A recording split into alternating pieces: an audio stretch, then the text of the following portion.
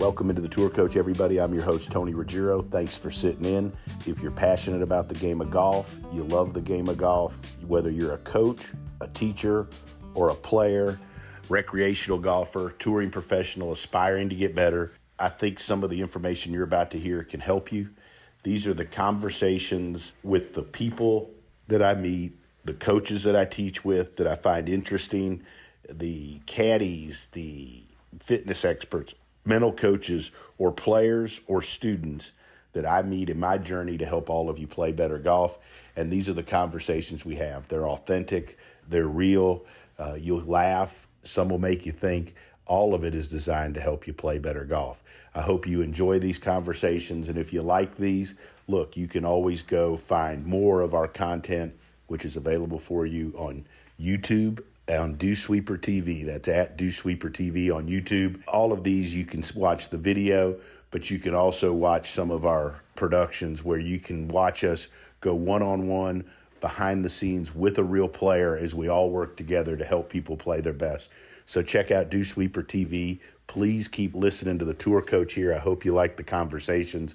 I'm enjoying putting the stuff out, and I enjoy this journey helping all of you play better golf. And once again, though, none of this would be remotely possible without our long-time sponsors, especially Cleveland Shrixon Golf, Mitch McConnell and McConnell Automotive, Buick GMC, Bushnell, Stokely's Midtown Garden Center, Taylor Martino and Rowan in Mobile, all of the great sponsors, and especially our new one, because there's going to be some fun nights ahead, Epic Western Tequila Drink, coming at you live from Texas. So appreciate our sponsors, appreciate all the people that sit and chat with me, and we're going to look forward to bringing you more tour coaches and more content as we help all of us play better golf there on Dewsweeper TV.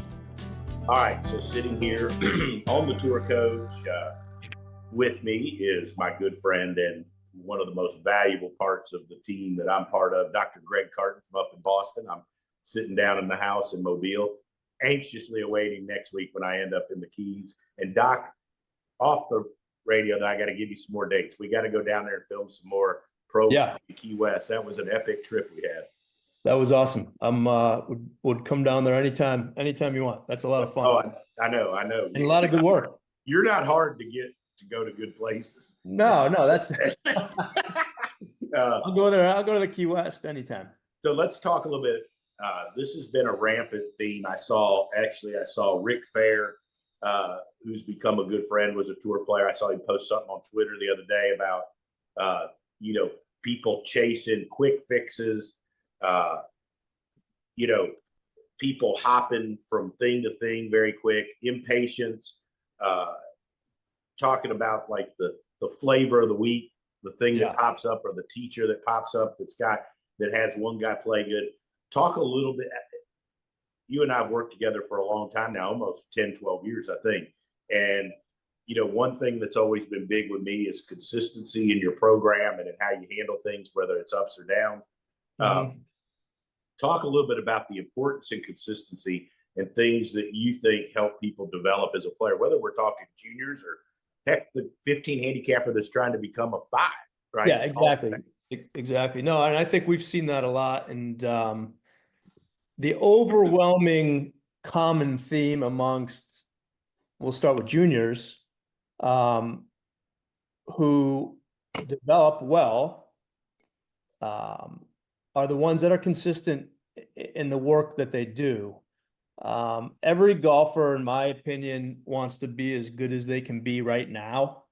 Mm-hmm. So there's a big lack of patience, especially when you got the college stuff looming. So it's really seductive to think that, you read an article or you watch a lesson on YouTube or on Instagram and say, oh, what I'm doing doesn't work. I want to do that. Right. And all of a sudden they start bouncing all over the place, and they don't develop any consistency in terms of what they're trying to learn. And they're constantly second guessing themselves. There's a lot of indecision that's created. They don't have the patience to stick with something. And it causes a lot of frustration and issues for sure, in terms of their development. And I think what we've seen is, you've been so successful at retaining a lot of these young kids. And there's certainly going to be plenty of times in golf, in any sport really, where there are the down times too, right? It's a hard sport. But overwhelmingly, the ones that stick to what they're doing, and ride out those down times are the ones that come out on top. What are the keys to riding out the down times for you? Or how do you help? How do you help? Because juniors, I mean, we focused a bunch on juniors, but it's every golfer, I took on a new young pro this past week, crazy talented, but he had some funky stuff going on, right? And I had to say, like, hey, this is a process. If you want to get to here, you're going to have to take some time. Yeah. But how do you coach people? How do you help people get through the down times? Because there's going to be, no matter, I mean, heck, Tiger Woods had downtime. Scotty Scheffler's going to have downtime. Well, right. So I think it starts there with the understanding of how difficult, golf is. And the other issue is, I think we take our lowest score ever and hold that to be our benchmark, right? So you could shoot 65 and go out one day and shoot 72 and consider that a downtime, right? So maybe shifting that perspective a little bit to understand that, hey, I took up this game not to be good all the time, not to win all the time, but the old cliche, it's a journey, and the journey includes a lot of times where things don't go the way you want them to. But as we've seen, I think so much good comes out on the other end if you stick with what you're doing and figure it out, right? And I think, I don't know if this is a good example, but it's happening in college sports across the board now, where things aren't going well and kids are jumping ship and transferring, right? So it's not teaching them any sort of resilience or ability to overcome adversity. And golf is full of that. And you're right. You can point to the best players in the world, even, who have gone through plenty of times where they've struggled, whatever that means to them. But I think, really being careful to not hold yourself accountable to when you were at your best, right? It's nice to have goals and to want to go out. Everyone wants to go out and play well all the time. But if you're constantly searching for the fix that doesn't exist or isn't necessary, you're going to be lost and see it all the time. I think sometimes with golfers, and this is across the board, you just basically said it. They assume if they don't play good for a stretch that something is wrong. Right. Right. Or that something needs to be fixed. Right. And that doesn't always, mean that. And I tell juniors, I tell golfers all the time that come see me down there at Old Palm, and you're like, hey, I can't tell you the number of times that I've gone to a tour event or had a panic call, and it was simply the person's posture was out of whack, or the ball was in the wrong spot, or they aimed, right? So, you talked about consistency. To me, the biggest thing from a golf teacher's point of view when I'm relaying this to players is like, you've got to be consistent in monitoring the things you can't control. Sure. Right. And if you do a good job of that, to me, that normally lessens how long the downtimes take. Yeah. Frequency. If you're consistent with the things you can control.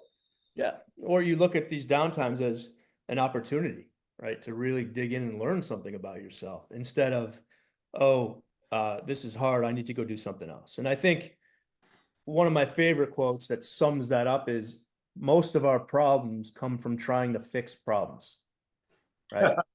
So awesome. We create a lot of issues that don't need to happen because we're trying to fix something that's not broken.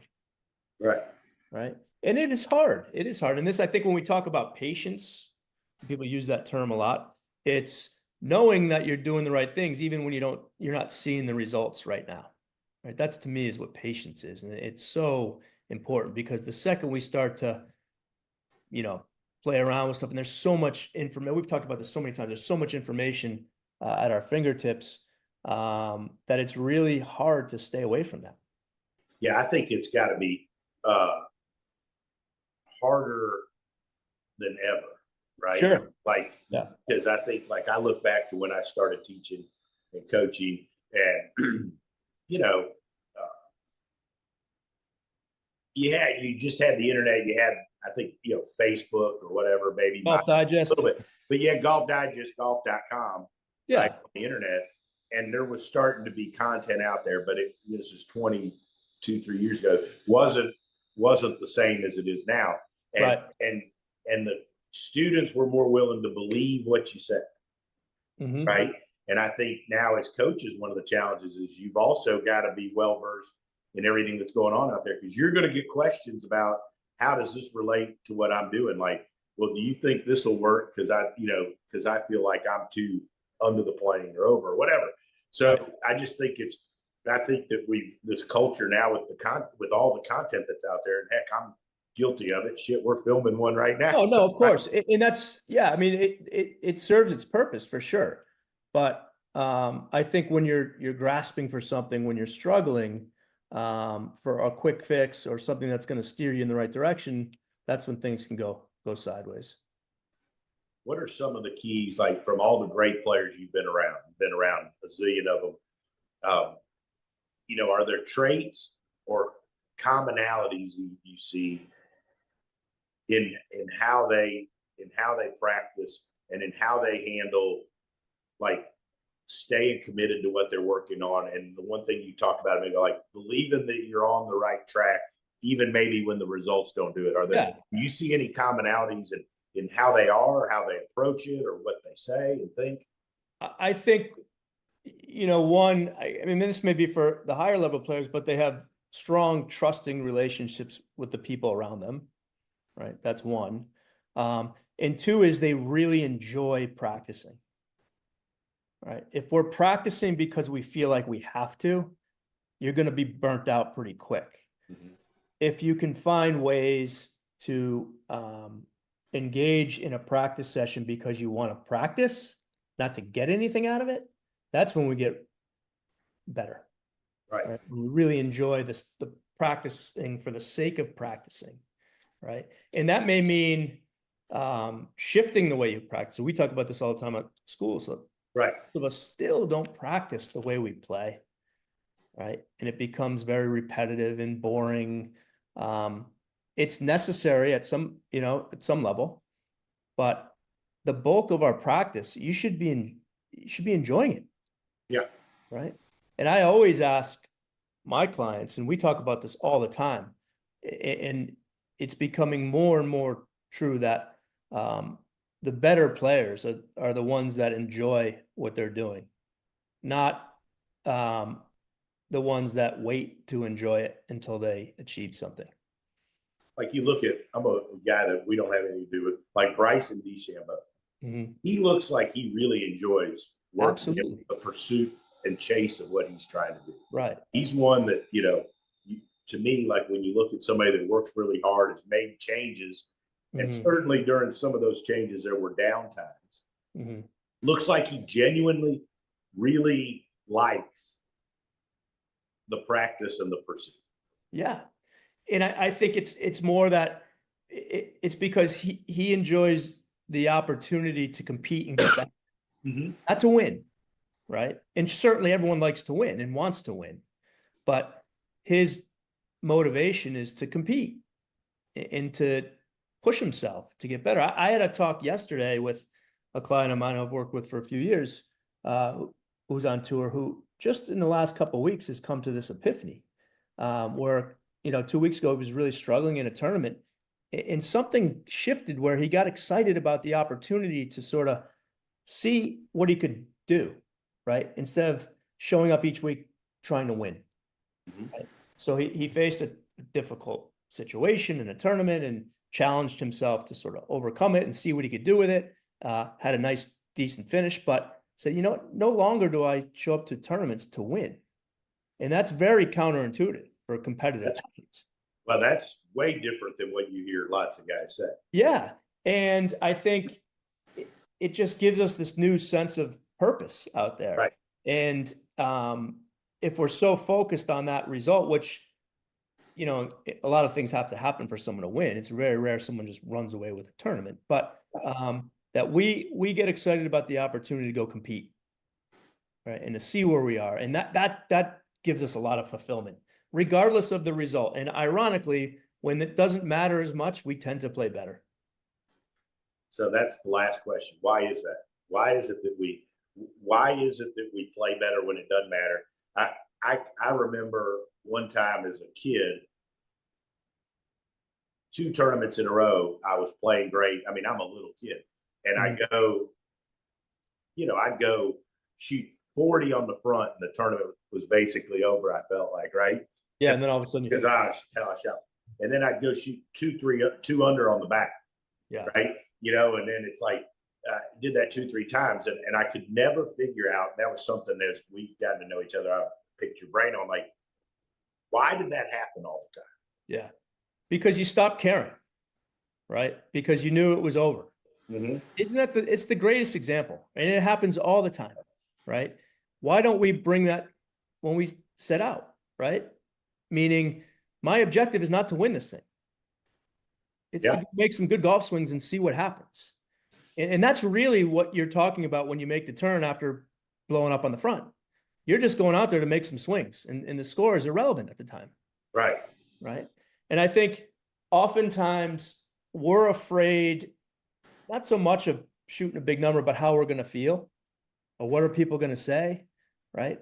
If you knew that if you shot 80 or you shot 60, things would be relatively the same after. It's a lot easier to proceed.